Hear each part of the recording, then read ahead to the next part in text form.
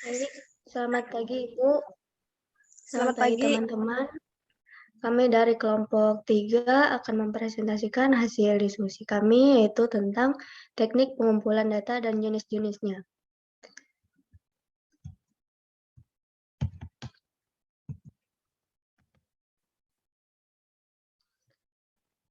Kami beranggota 4 orang, yaitu yang pertama saya Herminawati, teman saya Herawati, Rinawati, dan Winda Nur Aminah.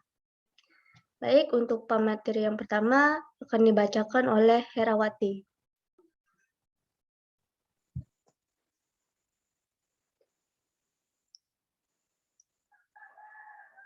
Next.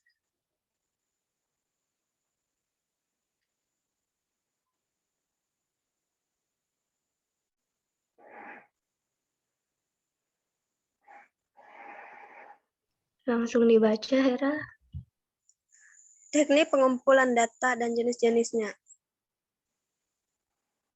Digeser lagi bisa ya.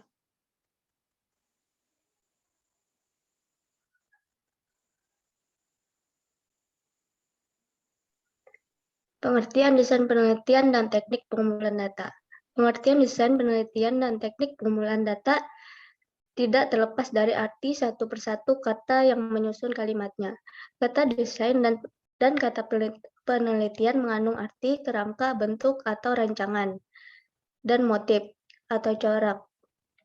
Sedangkan penelitian yang pertama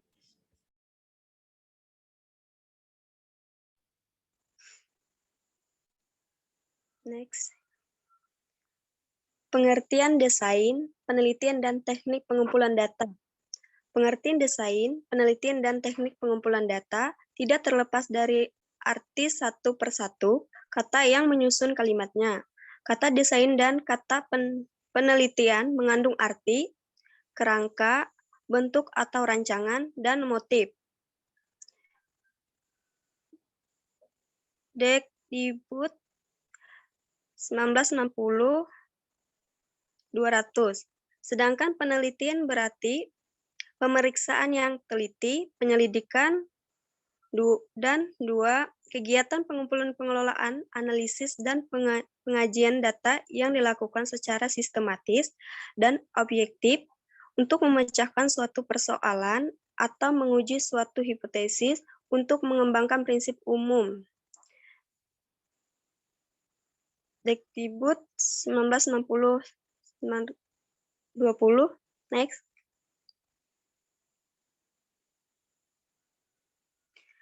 Teknik pengumpulan data dalam desain penelitian. Teknik pengumpulan data sering menggunakan cara-cara yang lazim dipergunakan dalam penyelidikan. Teknik yang kerap kali dipergunakan adalah observasi dan wawancara. Kamarudin 1974 112 113.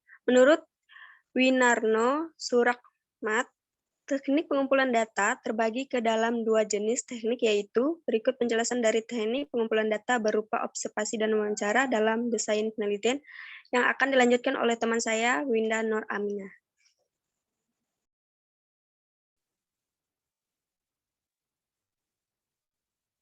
Next. Observasi atau pengamatan merupakan metode yang pertama-tama digunakan dalam melakukan penelitian ilmiah yang mengandung pengertian sebagai pemilihan, pengubahan, pencatatan, dan pengodean seringkali perilaku dan suasana yang berkenaan dengan organisme ini situasi sesuai dengan tujuan-tujuan implisi. Next.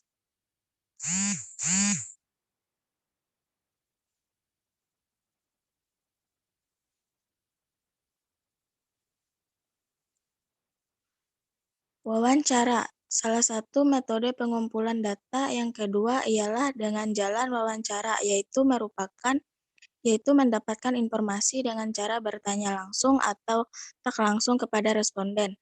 Wawancara adalah salah satu bagian yang terpenting dari setiap survei. Tanpa wawancara, peneliti akan kehilangan informasi yang hanya dapat diperoleh dengan jalan bertanya langsung kepada responden. Next.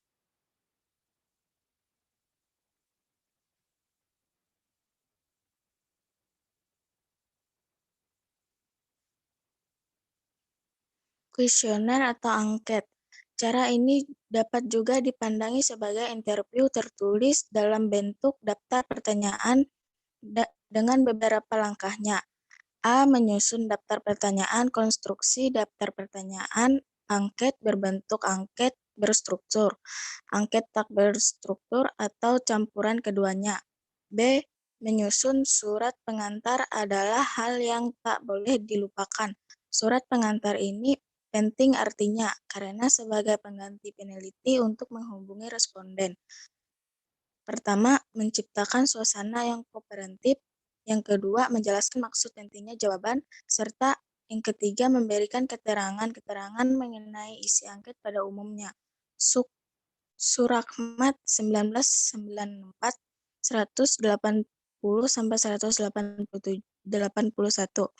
Berikutnya akan dibacakan oleh teman saya, Linawati.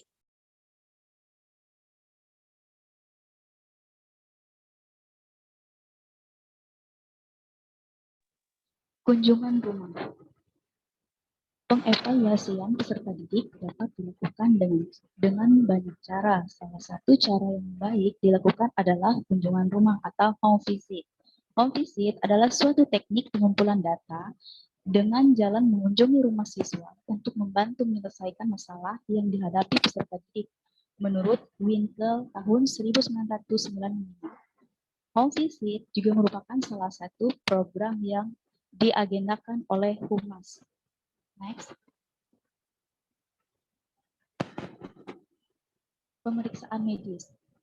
Hal yang sama diungkapkan oleh Harms tahun 2008 bahwa pemeriksaan medis adalah waktu di mana seseorang dapat secara proaktif menanyakan kondisi kesehatan, masalah kesehatan, dapat belajar bagaimana tentang perawatan tubuh, meminta saran dan evaluasi, meminta pengobatan sesuai kondisi, juga belajar tentang pencegahan suatu penyakit atau tindakan preventif sehingga dapat meningkatkan kualitas hidup seseorang. Next.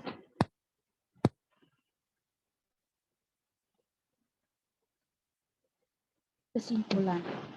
Kata desain, penelitian mengandung makna rancangan kegiatan pengumpulan, pengolahan, analisis, dan penyajian data yang dilakukan secara sistematis dan objektif untuk memecahkan suatu persoalan atau menguji suatu hipotesis untuk mengembangkan prinsip umum.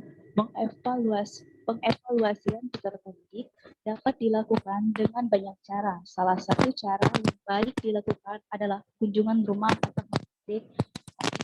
Adalah suatu teknik pengumpulan data dengan jalan mengunjungi rumah siswa untuk membantu menyelesaikan masalah yang dihadapi peserta didik menurut Winkel pada tahun 1995. Home visit juga merupakan salah satu yang diagendakan oleh Humas. Pemeriksaan fisik merupakan suatu cara seseorang dapat berinisiatif menanyakan status kesehatan sendiri.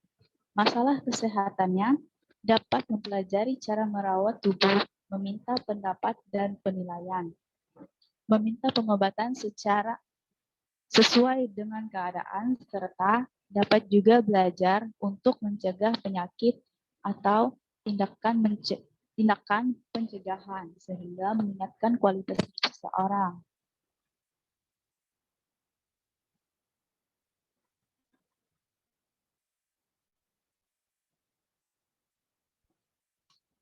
Sekian dan terima kasih presentasi dari kelompok kami.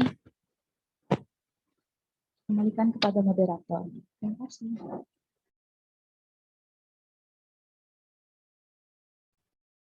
Baik, untuk teman-teman yang ingin bertanya, kami persilahkan, kami membuka 3 pertanyaan.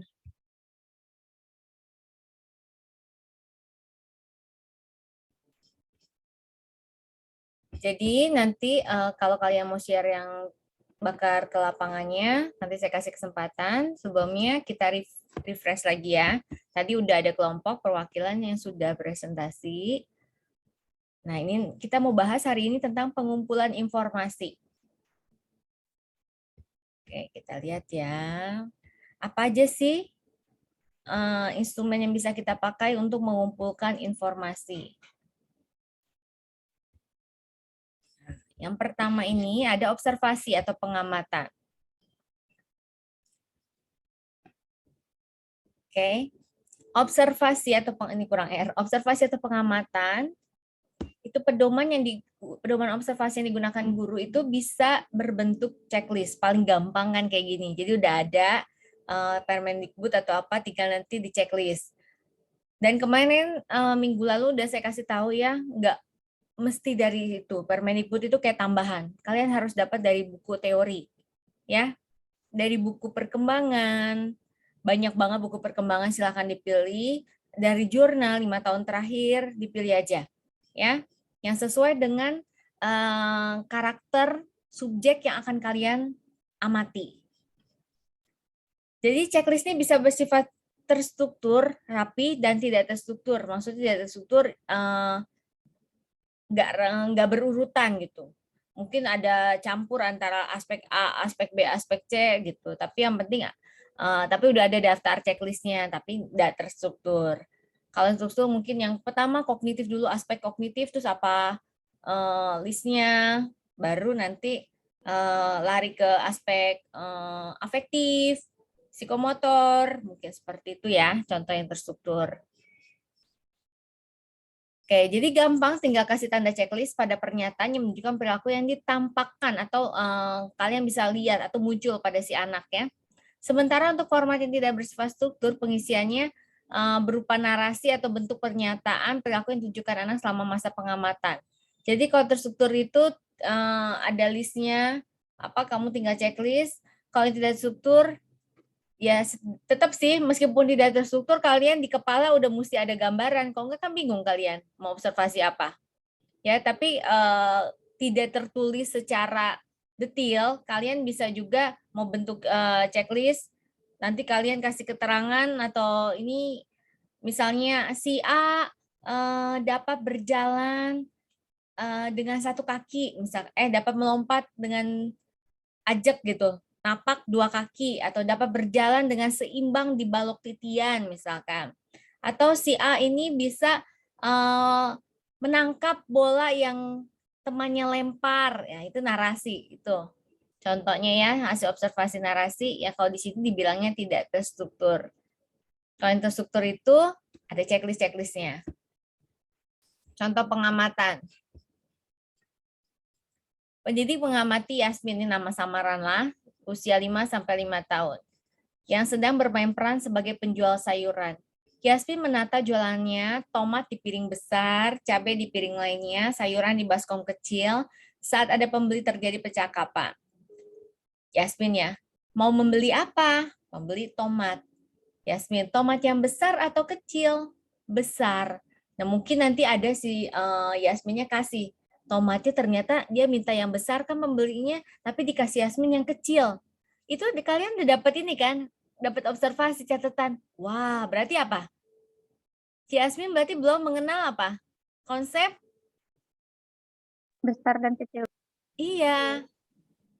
Gitu ya. Jadi dari observasi itu kita dapat data, dapat informasi yang bisa memperkaya analisa kita terhadap si subjek. Misalkan kalau di contoh ini si Yasmin gitu. Oke. Ini contoh pedoman observasinya ya. Kasih nama anak, kelas, kelompok, hari, tanggal observasi. Ini konteksnya kalian guru. Sebagai guru nanti di kelas, kalian bisa ini sikap anak ketika guru memberikan penjelasan tentang kegiatan yang akan ditempuh pada hal ini misalkan. Hari ini, misalkan gimana hasil observasinya. Sikap anak ketika guru bertanya, cuek, apa antusias. Sikap anak ketika ada anak yang bermain-main selama guru sedang memberikan penjelasan. Kalau ada temennya ribut, dia gimana, cuek aja atau Bu Guru, si A ribut. Misalkan ada kan yang anak dikit-dikit ngadu aja ke gurunya. Sikap anak ketika anak sedang melakukan suatu pekerjaan atau tugas yang diminta guru pendamping gimana responnya. Itu bisa kalian tulis di sini hasil observasinya. Terus teknik yang kedua itu wawancara. Wawancara itu suatu teknik pengumpulan data yang dapat dilakukan kayak tadi kelompoknya Norelia ya. Udah katanya melakukan wawancara. Ini tujuannya untuk mendapatkan informasi tentang perkembangan dan permasalahan anak dengan cara melakukan percakapan langsung, baik dengan anak maupun orang tua. Teknik wawancara terbagi atas dua bentuk, terstruktur, jadi ada daftar pertanyaannya tertulis.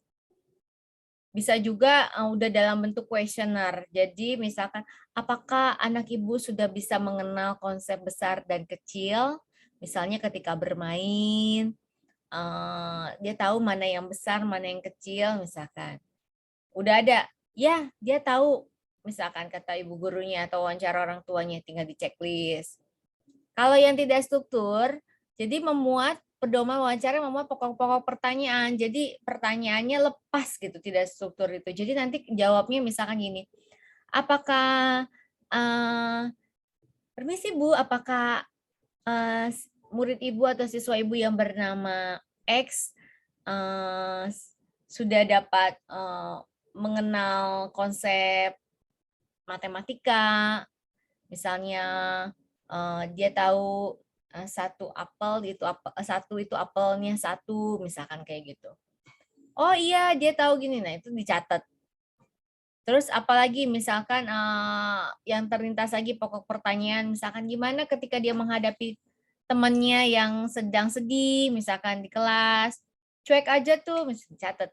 Itu yang tidak terstruktur, paham ya? Kalau yang terstruktur itu udah ada list pertanyaannya, bisa juga dalam bentuk kuesioner, jadi ditanya tapi kaliannya tinggal checklist aja. Bisa juga seperti itu. Kalau ada keterangan baru di kolom selanjutnya catatan gitu.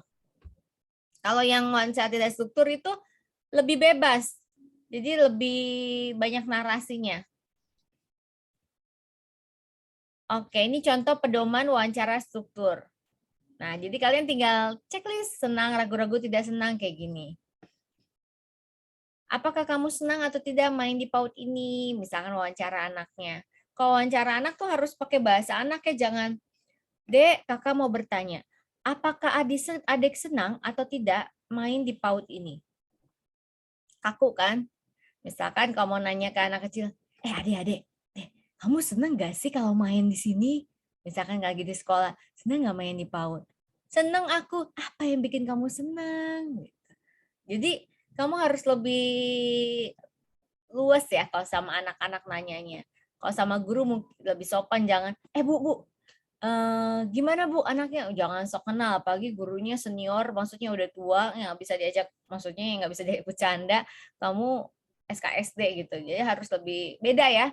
Cara kamu membawa dirimu bertanya ke anak-anak dengan bertanya ke orang dewasa itu juga harus kamu perhatikan. Yang pasti harus respect, menghargai yang kita wawancara siapapun itu. Meskipun dia anak kecil tetap kita harus hargai. Nah, ini wawancara yang tidak struktur, tidak ada pilihan di sininya. Jadi nanti kamu narasiin dari hasil wawancara. Misalnya, pertanyaannya, siapa teman yang kamu senangi ketika bermain atau belajar di PAUD misalnya? Oh, aku suka si B, C, D, E, gitu. Kenapa kamu suka atau senang bermain dengan si B, C, E, D? Misalkan kayak gitu. Oh, soalnya mereka tuh baik, suka kasih aku makanan, suka jajanin aku, misalnya. Kayak gitu, dan seterusnya. Ini kuesioner juga salah satu teknik pengumpulan data. Kuesioner merupakan alat pengumpul data berupa daftar pertanyaan yang disampaikan kepada orang tua untuk mendapatkan data secara umum tentang anak dan hal-hal yang berkaitan dengan anak. Contoh kuesioner. Nah, nanti kita lihat ya di sini langsung. Contoh kuesioner itu, ntar saya coba.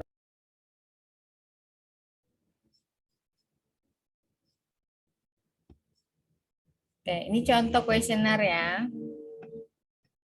Contoh kuesioner ini yang namanya kuesioner. Apakah anak ibu bisa masukkan pensil ke dalam botol dengan baik ya atau tidak?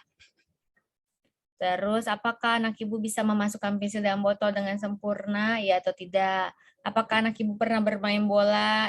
Ya, kayak gini. Ini contoh kuesioner ya. Nih. Nanti kamu juga bisa browsing kalau mau cari contoh kuesioner perkembangan anak usia berapa sesuai dengan subjek kamu, dilihat. Atau kamu juga bisa bikin sendiri berdasarkan gabungan dari teori-teori yang kamu temuin di buku. Oke. Jadi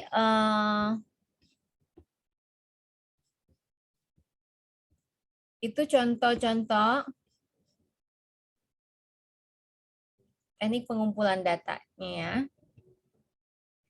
Kita lanjut lagi. Tadi juga ada kita udah belajar observasi, wawancara, kuesioner, dan kunjungan ke rumah. Kita lihat nih. Nah, kunjungan ke rumah. Ups. Udah UTS aja. Kunjungan ke rumah dulu ya. Nah, kunjungan ke rumah.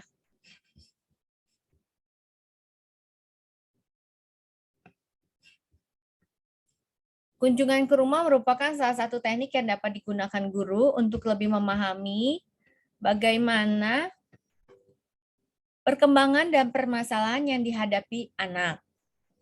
Ada beberapa hal yang perlu diperhatikan guru dalam melakukan kegiatan kunjungan ke rumah. Misalnya, guru membuat janji terlebih dahulu terhadap orang tua yang ingin dikunjungi.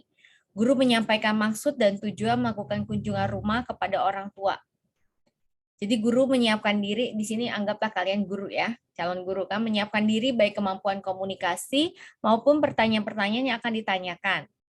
Dalam berkomunikasi dengan orang tua atau keluarga anak, guru hendaknya tidak membuka komunikasi yang menyinggung perasaan orang tua. Guru harus mengenal waktu dan tidak terlalu lama berkunjung, ya.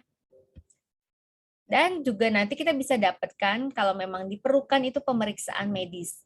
Pemeriksaan medis itu apa? Pemeriksaan medis itu salah satu upaya yang dapat dilakukan terhadap anak usia dini untuk mengetahui berbagai kelemahan penyakit yang diderita anak, khususnya yang berkaitan dengan aspek psikis, aspek fisik, maksudnya medis, fisik, tapi bisa juga aspek psikis kalau ada medis catatan pemeriksaan psikologis, ya. Karena guru tidak memiliki wewenang untuk melaksanakan tugas itu. Namun guru dapat melakukan kerjasama dengan pihak medis untuk mengetahui kondisi kesehatan anak. Contohnya, kalau medis tuh semuanya bisa ya. Kalau untuk anak berkebutuhan khusus, biasanya selain dengan hasil pemeriksaan medis juga ada hasil pemeriksaan psikologis, ya. Jadi itu bisa untuk data kalian. Oke, selesai.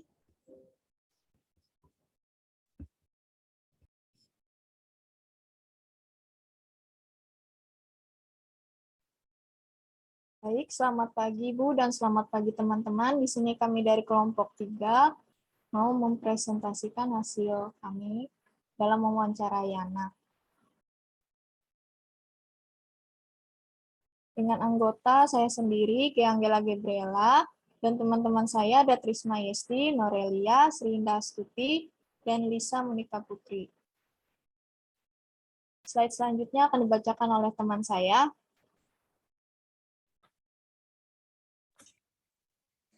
Baik, saya akan membacakannya. Yang pertama wawancara, nama dengan inisial Y, tempat tanggal lahir,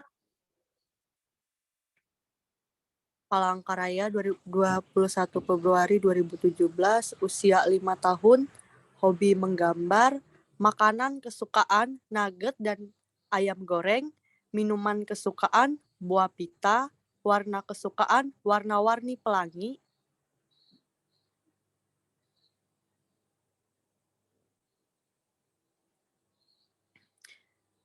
kuesioner pada anak dan aspek perkembangannya.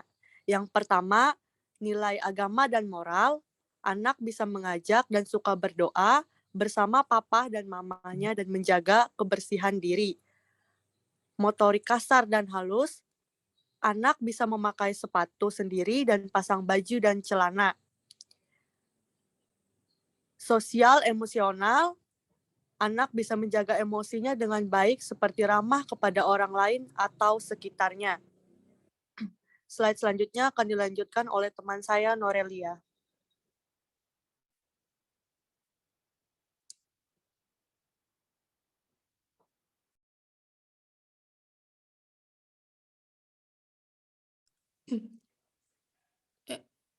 Aspek kognitif, anak bisa mengenal jenis bentuk dan ukuran dan berani mengungkapkan pendapat dan keinginan sendiri. Yang kedua, aspek berbahasa, anak bersikap nurut, menyapa, dan menceritakan kembali apa yang didengar ke papa dan mamahnya. Yang keenam, aspek seni, anak dapat bisa berimajinasi saat menggambar dan mewarnai. Selanjutnya akan dibacakan oleh Norelia.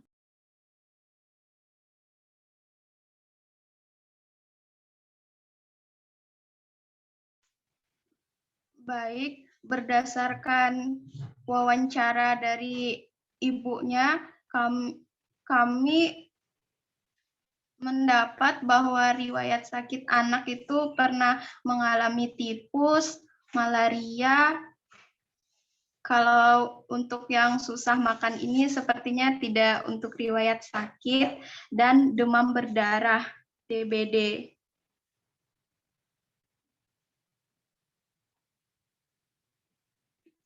Ini adalah dokumentasi kami pada saat wawancara bersama ibunya, ibu dari saudari Y, dan di sini ada anaknya juga.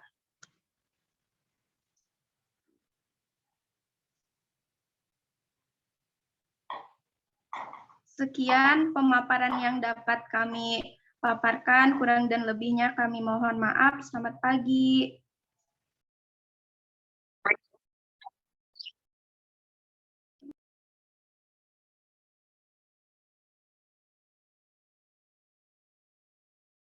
Oke.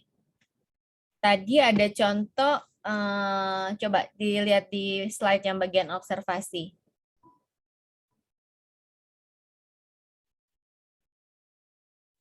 Ya, pemeriksaan medis. Nah, ya, stop. Yang tadi. Nah, buat semuanya, contoh bahasa observasi, misalkan, anak atau Y atau X boleh pakai inisial ya. Misalnya, X dapat mengenal jenis bentuk seperti apa? Lingkaran, bentuk kan banyak. Lingkaran, segitiga, segi empat. X juga dapat misalkan mengukur, atau X dapat mengetahui konsep ukuran besar kecil misalnya. Ketika bermain bola, di mana misalkan X-nya memiliki beberapa bola dengan beberapa ukuran berbeda, X dapat menunjukkan mana bola yang ukuran besar, ukuran sedang, ukuran kecil misalnya. Jadi nanti ini bagus ya, jadi kelompok ini ada contohnya, jadi bisa saya kasih masukan. Nanti kalian bisa bikin seperti itu di pembahasan. Nanti kalau di bagian kesimpulan, misalkan ya udah tinggal bilang, jadi dari hasil observasi, wawancara, dan kunjungan ke rumah misalnya diketahui bahwa X sudah dapat misalkan mengenal 3 jenis bentuk dasar dan konsep, misalkan konsep besar kecil misalnya. Udah itu aja, nggak usah diceritain. Konsep besar kecilnya dapat dari mana kamu. Nah, kalau di pembahasan itu kamu nanti ceritain kamu dapat informasi itu dari mana. Jangan, karena namanya observasi, jangan sampai kamu memasukkan perkiraan kamu. Jadi misalkan gini, kayaknya, nah kalau kayaknya udah ini tuh berarti kan bukan asli, memang kamu observasinya secara objektif. Misalnya gini, berbahasa, anak bersikap nurut. Nah, tahu dari mana? Anak nurut. Kalau kamu baru 1, 2, 3 kali ketemu anak itu, yakin kamu ini kan label ya, melabel anak ini nurut. Jadi hati-hati. Dan nurut itu bukan berbahasa. Bahasa itu emang ada indikator nurut. Bahasa itu kan ekspresif, terus reseptif, bagaimana menerima bahasa, bagaimana mengungkapkan, atau kalau nanti tulisan, atau tergantung kamu mau pakai teorinya apa. Makanya saya cerewet bilang, ke apapun yang kamu mau jadikan dasar untuk kamu nanti ke lapangan sebagai dasar kamu untuk mengobservasi, untuk mewawancara, atau membuat kuesioner, itu tetap harus ada dasar teorinya. Teorinya apa aja? Permendikbud 137 itu sebagai penunjang. Tetap kamu harus ambil dari buku perkembangan atau jurnal yang baru ya. Kalau jurnal itu 5 tahun terakhir. Kalau buku perkembangan apa aja? Silakan yang menurut kalian nyaman. Minimal 3 buku kamu combine. Nanti silakan dimasukkan di daftar pustakanya, biasa jadi tahu juga dan teman-teman tahu. Ya, jadi nggak bisa nih aspek berbahasa seperti ini, anak bersikap nurut itu nggak bisa dijadikan bahasa observasi ataupun kesimpulan. Terlalu dini, karena kalian hanya bertemu beberapa kali dengan si anak gitu. Sampai kalian bisa bilang anak itu nurut, yakin, kan? Menyapa dan menceritakan, kalau bisa misalkan gini, X dapat menceritakan apa yang X dapat menceritakan kembali dari buku yang dibacakan oleh kakak, misalkan oleh kakak mahasiswa misalnya. Itu kan memang observasinya seperti itu dilihat. Nanti menceritakannya kembalinya juga kalian bisa deskripsiin tuh di pembahasan. Menceritakan kembali dengan menceritakan kembali mulai dari siapa tokohnya, alur ceritanya. Ada orang yang menceritakan kembali cuma ya tadi kelincinya menang, udah gitu doang kan. Tapi dia menceritakan kembali. Tapi ada yang ya tadi tuh di suatu hutan hidup seorang raja singa, ada kelinci seekor, terus ada seekor kelinci, ada rubah, ada apa detil gitu. Pada suatu hari si kelinci itu mengadakan lomba dengan hewan-hewan lainnya misalkan. Ya, singkat cerita si kelinci menang bla bla bla. Itu kan lebih detail dibanding yang tadi. Misalkan ada anak yang cuma ceritanya singkat. Ya. Itu di pembahasan kamu detail, makanya waktunya kalian kan panjang. Ya kan sampai bulan depan loh. Jadi tolong diperbaiki. Kayak seni, anak dapat bisa salah satu aja ya, mau dapat atau bisa. Anak dapat berimajinasi saat menggambar warna. Wow, kalian tahu anak dapat berimajinasi, kalian masuk ke dalam otaknya anak kah gitu. Kalian mau ngomong apa? Misalkan anak dapat menggambar, langsung aja ceritain gambarnya gimana. Anak dapat menggambar hewan, gajah, dan mewarnai tidak keluar garis, misalkan mewarnai dengan warna abu-abu dan tidak keluar garis. Dah gitu, jadi nggak usah ada kata rapi, nurut, kata-kata yang kayak melabel gitu. Karena kita belum tahu kalau cuma melihatnya ketemu anak itu cuma 1, 2, 3 kali atau bahkan sebulan pun kita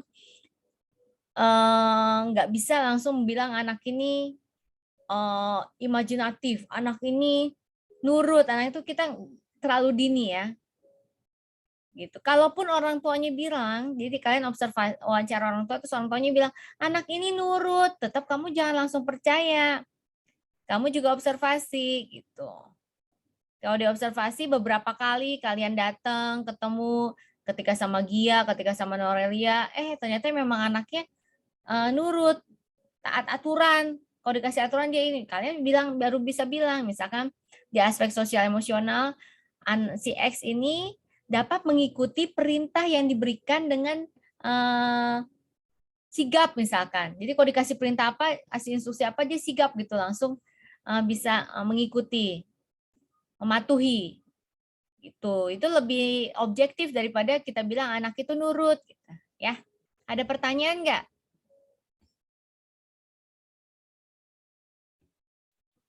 Ayo, apakah ada pertanyaan?